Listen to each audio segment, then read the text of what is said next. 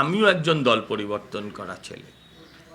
দল পরিবর্তনের অনেক রকম কারণ থাকে, পারিপার্শ্বিক চাপ থাকে। আমি যতটা জানি প্রতীকের ওপরে, যেহেতু ও যে এলাকায় থাকে, যে কমিউনিটিতেও বসবাস করে, তার ভয়ঙ্কর চাপ আছে, ওর পরিবারের ওপর চাপ আছে, হ্যাঁ, বিভিন্ন রকম চাপের শিকারও, প্লাস দলের বঞ্চনা।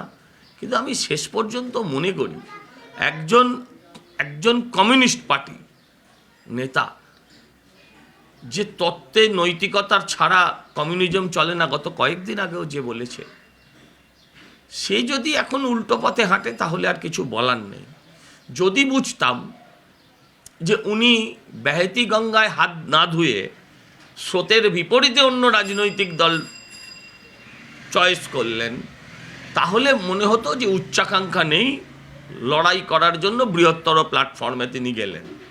কিন্তু যেভাবে তিনি, শোনা যাচ্ছে যেটা, যে তিনি স্রোতের পক্ষেই সাঁতার কাটবেন, তাহলে এতদিন কাটলেন না কেন? স্রোতের পক্ষেই যদি সাঁতার কাটবেন, এতদিন যাকে চোর বললেন তাকে এখন দাদা বলবেন, সেটা আপনার ব্যাপার। কলকাতায় আর জেলায় জেলায়